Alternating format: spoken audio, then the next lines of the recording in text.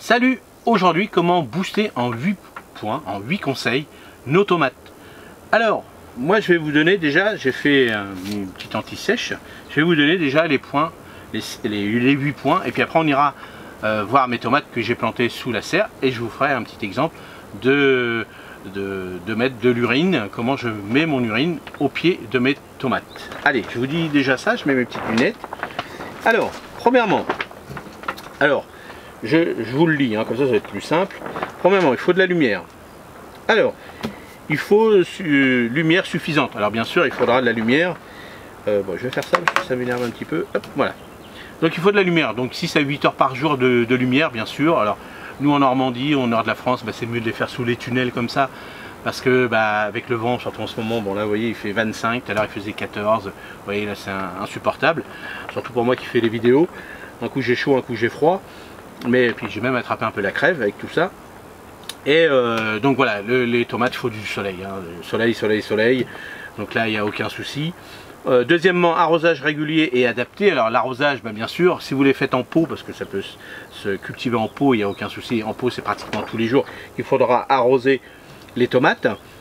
À l'intérieur, sous les tunnels, tout ça, presque aussi tous les jours, en fonction de vos régions, en fonction des régions et puis du temps qu'il y aura aussi sur votre tunnel, si vous pouvez ouvrir ou pas. Vous voyez, tout ça, ça sera adapté. Donc on va vous dire 1 litre, 2 litres, 3 litres. Bon, après ça dépend comment est votre sol. Si des sols argileux, si des sols sableux, il faudra plus. Si c'est plus argileux, il faudra moins. Bien souvent, on essaie de faire les deux, c'est-à-dire un peu de sable, un peu d'argile, un peu de compost, tout ça. Donc là, il faudra un peu moins. Après, on mettra du paillage.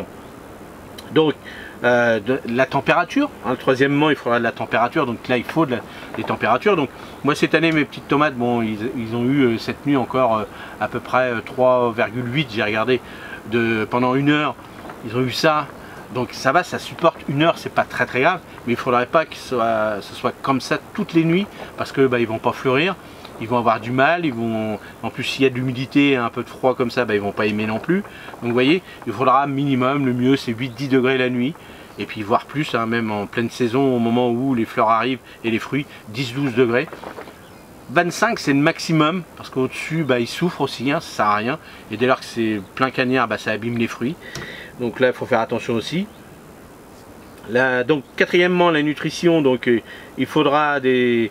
Alors la tomate, hein, c'est un fruit, automatiquement il faut de la nourriture. Je vous mettrai en 8e comment moi j'arrose. Vous voyez là il pleut, vous voyez, un coup de soleil, un coup de pluie.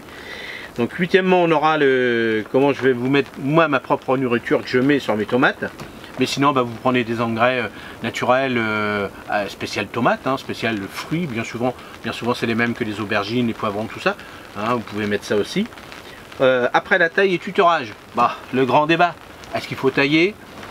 Bon, moi je taille, hein, toutes les tomates anciennes je les taille, je vous ferai des vidéos là-dessus, vous inquiétez pas, pour vous montrer comment je fais moi. Mais voilà, question esthétique, question récolte, c'est quand même mieux de les tailler. Et après tuteur, évidemment, alors tuteur, si vous voulez faire des tomates cerises dans des grands pots, ils peuvent retomber. Les grosses tomates c'est un peu plus embêtant, mais vous pouvez le faire aussi, sans problème. Après on peut prendre des variétés style l'aroma qui peut courir sur du paillage à l'extérieur.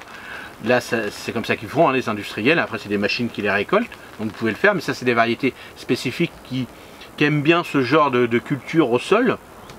Voilà, donc en fonction de ce que vous allez choisir, bien sûr. 6e, donc protection contre les maladies et les nuisibles. Bon les nuisibles, ça peut être bouffé un peu par les oiseaux, ça peut être bouffé par les gastéropodes, un peu par les guêpes, les abeilles non, mais les guêpes, les frelons, les trucs comme ça, qui sont vraiment petites tomates sucrées, ils peuvent venir. Les maladies, voilà, si, comme là, il fait chaud, il fait froid, il fait chaud, il fait froid. Bon, voilà, dès lors quand ils sont jeunes encore ça va, mais dès lors qu'il y a les fruits qui arrivent, tout ça, ils attrapent, hein, la rouille, voilà, plein de petites maladies comme ça, puis vous voyez, on n'a rien. On a eu ça il y a 3 ans, on n'avait rien eu du tout, ou très peu. Donc là voilà, là c'est surtout le problème, voilà, si juin est très froid et humide, là c'est rien de pire, on sait qu'on va pas avoir de tomates, on sait que ça peut être terrible, mais ça c'est l'ensemble du potager, hein, ça je peux vous le dire, si c'est comme ça, donc on croise les doigts pour voir ce genre de saison. J'espère que ce ne sera pas le cas, parce que déjà, au mois d'avril, on souffre pas mal, surtout nous, dans le nord de la France. Et après, donc, qu'est-ce que j'ai mis là?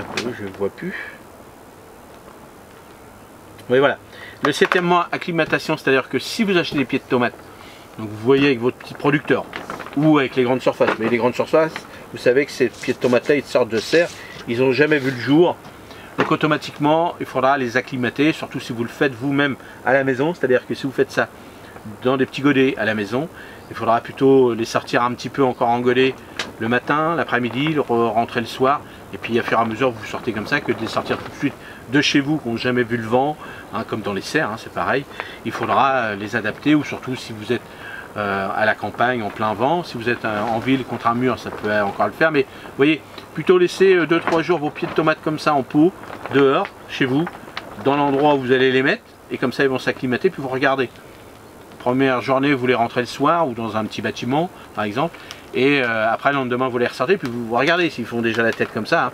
Bien souvent on voit ça hein, dans les commentaires, je réponds aussi sur Facebook, tout ça, où bah, j'ai acheté ça chez Casto hier, puis aujourd'hui ils font la tête. Bah oui, ils font la tête parce que avec un temps pourri comme on a en ce moment, du vent 90 km/h, de la pluie, un peu de chaud, un peu de froid, bah, les tomates ils n'ont jamais vu ça, donc automatiquement, imaginez-vous, vous sortez tout nu dehors, bah, vous allez avoir froid, machin, vous allez faire la tête, vous allez rentrer tout de suite à la maison. Donc c'est pareil pour les tomates, pareil pour tous les légumes que vous achetez dans ce genre de commerce où il faut faire attention, il faut poser la question d'où ça vient. Donc vous savez que dans ces trucs là ça vient sous serre, donc il faut les acclimater.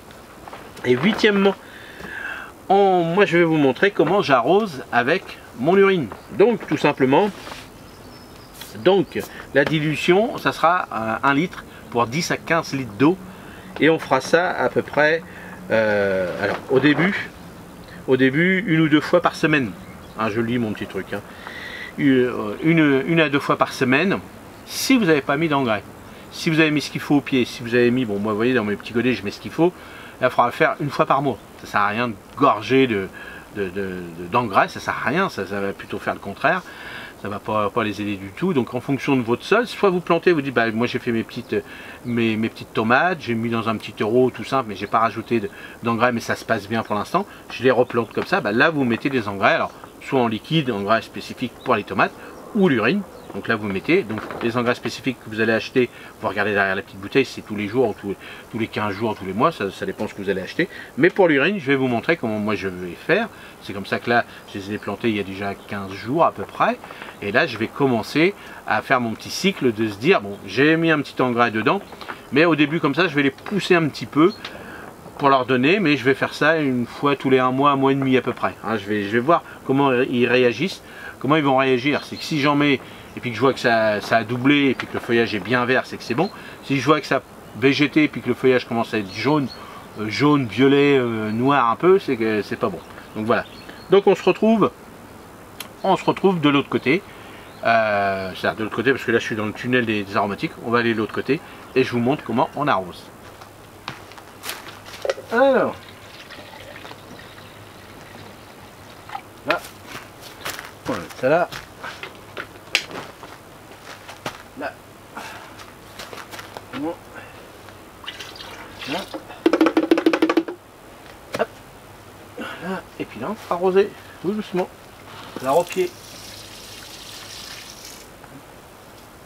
Bon, on évite le feuillage, hein, bien sûr. Bon, là, il est encore un peu jeune. Vous voyez, là, j'ai fait 1 demi-litre.